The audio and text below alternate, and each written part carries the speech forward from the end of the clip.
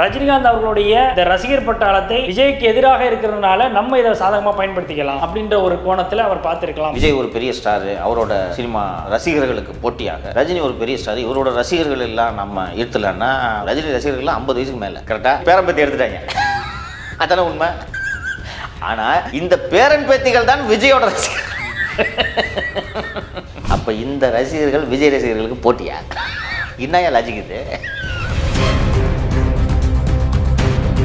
இது வந்து பாஜக இந்த ஆஸ்பெக்டை எடுக்குமா ஒரு பார்வை. இன்னொன்று வந்து நாம் தமிழர் கட்சியில பெரும்பாலும் திராவிட கட்சிகளுக்கு மாற்றான ஒரு கட்சி அப்படின்ற ஒரு பார்வை ஒரு பக்கம் இருந்தாலும் கூட அந்த கோணத்தில் பார்க்கும்பொழுது பாஜகவுடைய கூட்டணி வேட்பாளராக அல்லது முதல்வர் வேட்பாளராக அறிவிக்கப்படும் பொழுது அதெல்லாம் சிதைஞ்சு போகல. அப்ப அந்த வாக்கு வங்கி அப்படின்றது இங்க பெரிய அளவில் பாதிக்கும். ஆட்சிக்கு வரவங்க தானே பாஸ் இதை பத்திலாம் கவலைப்படணும். அவரு ஏன் கவலைப்பட போறாரு?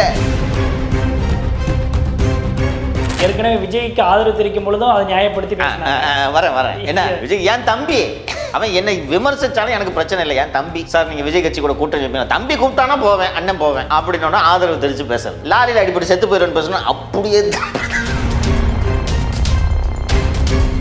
வேற ரஜினிகிட்ட உங்களுக்கு என்ன பாஸ் வேலை? என்ன வேலை சொல்லுங்க? அவரு சிந்தனை சிற்பியா ரஜினி? இல்ல பெருஞ்சித்திரனார் வழி வந்த தமிழ் தேசிய அரசியல்வாதியா ரஜினி? இமயமலையில சாமியார்கிட்ட போய் விபூதி வாங்குறதுக்கு பதிலாக ரஜினிகாந்த் கிட்ட போயிருக்கீங்க. அதுக்கு கரெக்டான ஆளு. ரஜினியை வந்து கன்னடன், மராட்டியன், வல்கரான வார்த்தைகள் எப்போ இப்பெல்லாம் பேசக்கூடாது boss. You have to eat your words. எனக்கு ரொம்ப இப்பெல்லாம் பேசக்கூடாது. பாருங்க, நானும் ரஜினி விமர்சிக்கிறேன், புரியுதா? ஆன்மீக அரசியல் நானும் விமர்சிக்கிறேன். பேசிட்டு அதுக்கப்புறம் போய் தமிழ் தேசிய ஆன்மீக அரசியல் அப்படின்னு ஒரு உருட்டின உடனே அப்படி பேசுறது. ஸோ இவர்கள் வியாபாரிகள், புரியுதுங்களா? வியாபாரம் செய்பவர்களுக்கு யார் எப்படி பேசினா என்ன? லேகியம் வைக்கணும்னு முடிவாயிடுச்சு. இந்த லேகியம் வித்தா என்ன, அந்த லேகியம் வித்தா என்ன?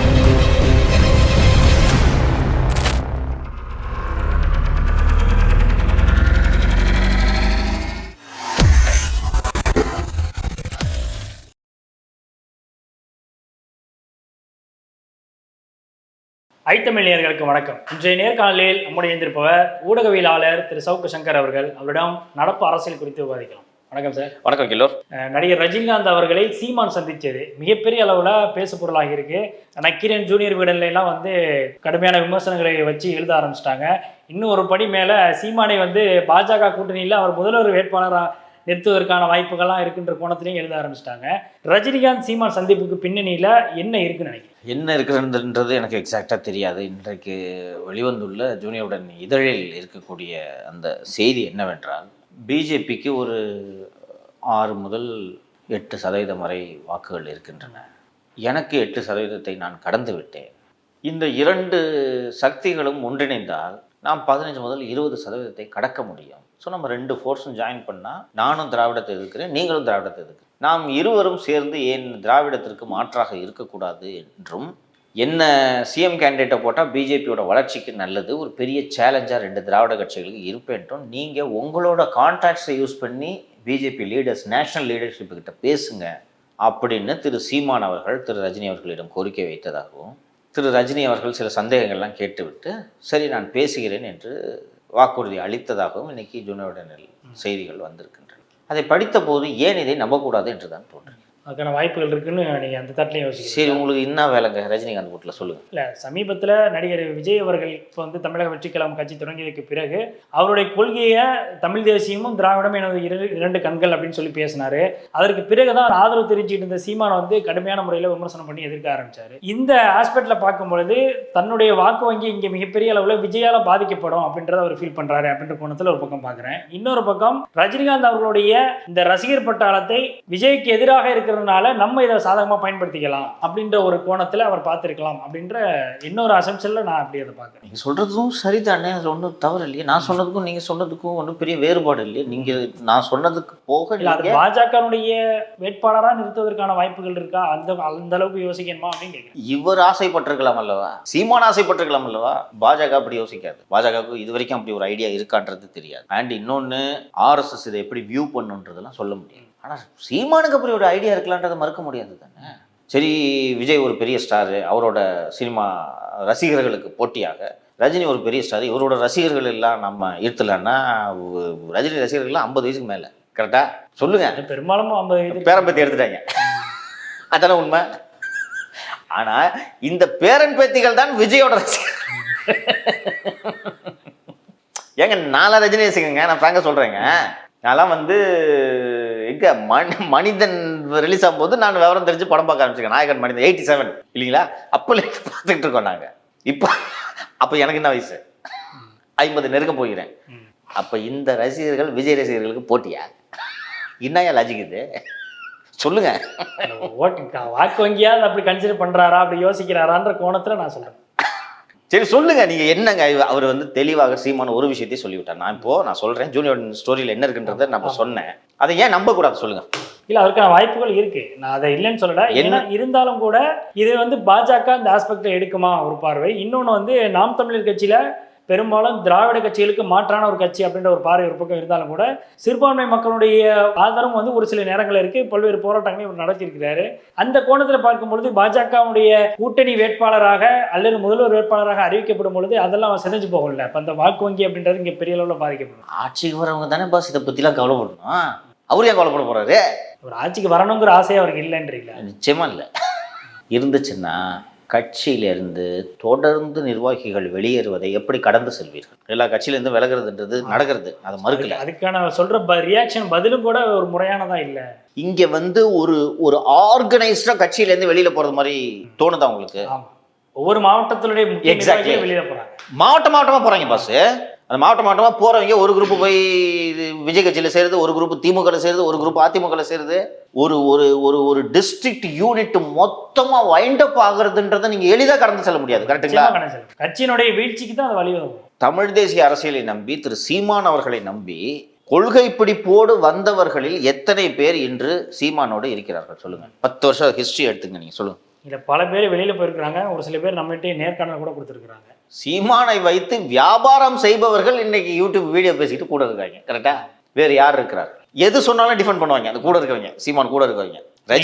ஏற்கனவே விஜய்க்கு ஆதரவு தெரிவிக்கும் பொழுதும் அதை நியாயப்படுத்தி வரேன். என்ன விஜய் என் தம்பி, அவன் என்னை விமர்சிச்சாலும் எனக்கு பிரச்சனை இல்லை. என் தம்பி சார், நீங்க விஜய் கட்சி கூட கூட்டணி தம்பி கூப்பிட்டானா போவேன், அண்ணன் போவேன் அப்படின்னா ஆதரவு தெரிஞ்சு பேசுறது. விஜயோட திரைப்படங்களுக்கு இவ்வளவு ஆதரவு அவ்வளவு ஆதரவுன்றது. லாரியில் அடிப்படை செத்து போயிடுன்னு பேசணும். அப்படியே ரஜினியை வந்து கன்னடன், மராட்டியன், ரொம்ப வல்கரான வார்த்தை. எப்போ இப்பெல்லாம் பேசக்கூடாது boss. You have to eat your words. எனக்கு ரொம்ப இப்பெல்லாம் பேசக்கூடாது. பாருங்க, நானும் ரஜினி விமர்சிக்கிறேன், புரியுதா? ஆன்மீக அரசியல்ன்றது நானும் விமர்சிக்கிறேன். But what are you talking? இப்படி பேச வேண்டியது. பேசிட்டு அதுக்கப்புறம் போய் தமிழ் தேசிய ஆன்மீக அரசியல் அப்படின்னு ஒரு உருட்டின உடனே அப்படி பேசுறது. ஸோ இவர்கள் வியாபாரிகள், புரியுதுங்களா? வியாபாரம் செய்பவர்களுக்கு யார் எப்படி பேசினா என்ன? லேகியம் வைக்கணும்னு முடிவாயிடுச்சு. இந்த லேகியம் வித்தா என்ன, அந்த லேகியம் வித்தா என்ன? ஆனால் அந்த தமிழ் தேசிய அரசியலுக்குன்னு இன்னும் தமிழ்நாட்டில் ஒரு நம்பிக்கையான ஒரு இருக்கு. எப்போதுமே அதுக்கு இருக்கும் வச்சுக்கோங்க. இடதுசாரிகளுக்கு எப்படி ஒரு இன்ட்ரெஸ்ட், ஒரு ஆர்வம், ஒரு ஃபாலோயிங் இருக்கோ, அதே மாதிரி தமிழ் தேசிய அரசியல் எப்போதும் இருக்கும். அந்த தமிழ் தேசிய அரசியலின் மீது நம்பிக்கை கொண்டுள்ளவர்கள் ஏன் ஒருவர் கூட இன்று இல்லை? சீமானை சுற்றி வெறும் வியாபாரிகள் மட்டும் இருப்பதற்கு காரணம் என்ன சொல்லுங்க? அவருடைய நோக்கம் மாறி இருக்கு, டைவர்ட் ஆயிருக்குங்கிறத புரிஞ்சுட்டு வெளியில போயிருக்காங்கன்னு எடுத்துக்கலாமா? அவர் யார் என்பதை புரிந்து கொண்டு வெளியே போய்விட்டார், அவ்வளவுதான். வேற ஒன்றும் இல்லை. என்னங்க தினந்தோறும் ஒரு நிலைப்பாடா? கொஞ்சம் கூட கன்சிஸ்டன்சி இல்லைன்னா யாரும் பின்னாடி வருவா சொல்லுங்க? நிச்சயமா ஒரு கட்டத்துக்கு மேல நான் ஹிட்லர் மாதிரி இருந்தாதான் இங்க கட்சியை நடத்த முடியும் அப்படின்னு சொல்றாரு. இதெல்லாம் வந்து ஒரு பேசுறாரு. ஒரு ஜனநாயக ரீதியான ஒரு கட்சியை எப்படி கொண்டு போகணும், அதை எப்படி வழி நடத்தணுங்கிற ஒரு புரிதல் இல்லாம இருக்கிறாரு அப்படின்னு எடுத்துக்கலாமா? கட்சி நடக்கும்போது நான் ஹிட்லர் மாதிரி தான் கட்சி நடத்தணும், உங்க கையில் அதிகாரம் வச்சுன்னா என்ன நடக்கும்? பச்சை முட்டை எடுப்பேன். அப்புறம் நீங்க உண்மையை சார்ந்து இல்லைன்னா ஒரு கட்டத்துல ஒதுக்கப்படுவீர்கள், வழக்கொழிந்து போய்விடுவீர்கள், அவ்வளவுதான். Now you have to eat your words, இல்லையா? உங்களது வார்த்தைகளை நீங்களே மீண்டும் உண்ண வேண்டிய நிலைக்கு நீங்கள் தள்ளப்பட்டு விட்டீர்கள். என்ன நான் பேசுனீங்க ரஜினிகாந்த்? இன்னொன்று, ஏன் வந்து நான் ஜூனியர் உடனின் அந்த அட்டைப்பட கட்டுரை உண்மையாக இருக்கும் என்று ஏன் நான் நம்புகிறேன் என்றால், திரு ரஜினி அவர்களை சந்தித்து விட்டு வெளியே வந்த பிறகு திரு சீமான் அவர்கள் பேசியதை வைத்து நான் அது உண்மை என்று நம்புகிறேன். சங்கிக்கு ஒரு விளக்கம் கொடுத்துருங்க. சங்கிக்கு விளக்கம் அது ஒன்று. ரஜினியிடம் நான் அரசியல் பேசினேன். என்ன அரசியல் பேசுனீங்க? எல்லா விஷயத்தையும் வெளியில சொல்ல முடியாது. இதை தான் வெளில சொல்லிட்டாங்க. கூட ஒரு ஆள் வேற இருந்தார் சொல்றது. விட்டுருங்க, அவர் பேர்லாம் சொல்ல விரும்பல. அவர் சொல்ல மாட்டாரா? அவருடைய பின்னணி என்னங்கிறதையும் பல நேரங்களில் பண்ணியிருக்கிறார். அப்போ இப்போ திருப்பி நீங்க கேட்ட கேள்விக்கே வருவான். இப்போ சொல்லுங்க, ஆட்சி படிக்கணும்னு ஆசை இருக்கு அவருக்கு? இந்த கட்டுரையின் அடிப்படையில் நீங்க உங்களுக்கு அந்த சந்தேகம் இருக்கு அப்படின்னு தான் நான் நம்புறேன். இந்த கட்டுரையை வேற ரஜினிகிட்ட உங்களுக்கு என்ன பாஸ் வேலை? ஆடா போடான்ற அளவுக்கு பேசிட்டீங்க, அப்புறம் என்ன பாஸ் வேலை உங்களுக்கு? என்ன வேலை சொல்லுங்க? அவரு சிந்தனை சிற்பியா ரஜினி? இல்லை பெருஞ்சித்திரனார் வழிவந்த தமிழ் தேசிய அரசியல்வாதியா ரஜினி? சொல்லுங்க. அவர் ஆன்மீகவாதி, ஆன்மீக அரசியல் தான் அவர் பேசுவார். அப்போது நீங்கள் போய் எங்கேயாவது ஒரு இமயமலையில் சாமியார்கிட்ட போய் விபூதி வாங்குறதுக்கு பதிலாக ரஜினிகாந்த்கிட்ட போயிருக்கீங்க. அதுக்கு கரெக்டான ஆள் அவர். இமயமலைக்கு போனேன், பச்சை இலை பத்தி எரிஞ்சிச்சுன்னு உருட்டினார், ஞாபகம் இருக்க கடத்துக்க. அவர் நம்பிக்கை, நான் இந்த சொல்ல அவர் நம்புறார், ஃபைன். வருடந்தோறும் இமயமலைக்கு செல்லக்கூடிய மிகுந்த பழுத்த ஆன்மீகவாதி. அவருடைய அந்த பாபா திரைப்படத்தை பார்த்தீர்கள் என்றாலே அது அவர் தான் இயக்கம்னு நினைக்கிறேன், ரஜினி அவர்கள். இயக்கமாக தயாரிப்பான்னு தெரியல, ஆனால் அந்த படம் இல்லை, கடைசி படம் ஸ்க்ரீன் பிளே. ஆமாம், அந்த பாபா திரைப்படத்தை பார்த்தீர்கள் என்றாலே ரஜினியோட மன ஓட்டத்தை முழுமையாக பிரதிபலித்த படம் என்றால் நான் பாபா படத்தை சொல்லுவேன். அவர் முழுமையாக அப்படி நம்பக்கூடியவர். ஸோ திரு சீமான் அவர்கள் அந்த பாபா படத்தில் வந்து ரஜினி ஒருத்தரை கை காட்டி முதல்வர் ஆகிறார்ல, அது மாதிரி கை காட்டி என்ன அந்த சீதை உட்கார வைங்க என்று பேசியிருக்கலாமே. ஏன் சிரிக்கிற? ஏன் இருக்கக்கூடாது? சரி நீங்கள் சொல்லுங்கள் கிலோ, ரைட், நான் தப்பாக பேசுகிறேன்னு வச்சுக்கலாம். என்ன பேசியிருப்பாங்க அரசியல் 2 பேர் சொல்லுங்கள், எனக்கு தெரியல. இல்லை சார், நீங்கள் சொல்கிற ஆஸ்பெக்ட்லேயே நான் அந்த கோணத்துலேயும் தான் பார்க்குறேன். இல்லை, எனக்கு தெரியல. இல்லை, நான் ஏற்கனவே முன்னதாக சொன்னேன்ல, விஜய் ரசிகர்களுக்கு மாற்றாக ரஜினி ரசிகர். நான் வயசை சொல்லிட்டேன், அதுக்கு மாற்றுலாம் எடுத்துன்னு வராதிங்க சொல்லிட்டேன். சரி, அப்படியே நீங்கள் உங்கள் லாஜிக் படி வச்சுக்கிட்டாலும் எப்படிப்பா ரஜினி ரசிகர்கள் பூரா ஆன்மீகவாதி கரெக்டா? ரஜினி ரசிகர்கள் பேசுகிற பார்த்துருக்கீங்கல்ல. பிஜேபி ரஜினி ரசிகர்கள் யாரு? கம்யூனிஸ்டுகளா? பிஜேபிகள் சங்கிகள், ரைட்டுங்களா? அவங்க ஆதரவு போய் கேட்குறீங்க, அதெல்லாம் நான் நம்புகிறேன், எனக்கு ஒன்றும் சந்தேகம் இல்லை. வேற நீங்கள் எக்ஸ்பிளைனே பண்ண முடியாது கிலோ. என்ன எக்ஸ்பிளேஷன் இருக்குது சொல்லுங்கள். நீங்கள் அரசியல் பேசினேன், எல்லா விஷயங்களும் வெளியில் சொல்ல முடியாது. அப்புறம் இருக்கிறதுலே அதில் இந்த ஐஸ்கிரீமுக்கு மேலே செர்ரி வைப்பாங்கல்ல, ஆங்கிலத்தில் ஐசிங் ஆன் தி கேக்குன்னுவாங்க, அது மாதிரி அதை இருக்கிறதுலே டாப்பு. சங்கி என்றால் சக தோழன், நண்பன். அதைத்தான் உங்களுடைய வார்த்தைகளுக்கு கெட்ட வார்த்தை மாதிரி மாற்றிட்டீங்க. முடிஞ்சிச்சு. இப்போ நானும் ஒரு சங்கி இன்னொரு சங்கி சந்திப்பதில் என்ன தவறு? ஸோ தமிழ் தேசிய சங்கி கூட்டணியாக இது உருவாக வாய்ப்பு இருக்கிறது. நிச்சயமாக பல்வேறு கேள்விகளுக்கு ரொம்பவே தெளிவாக பதில் சொன்னீங்க. எங்களுடைய அரங்குக்கு வந்து நேர்காணல் தெரிவிக்கிறேன்.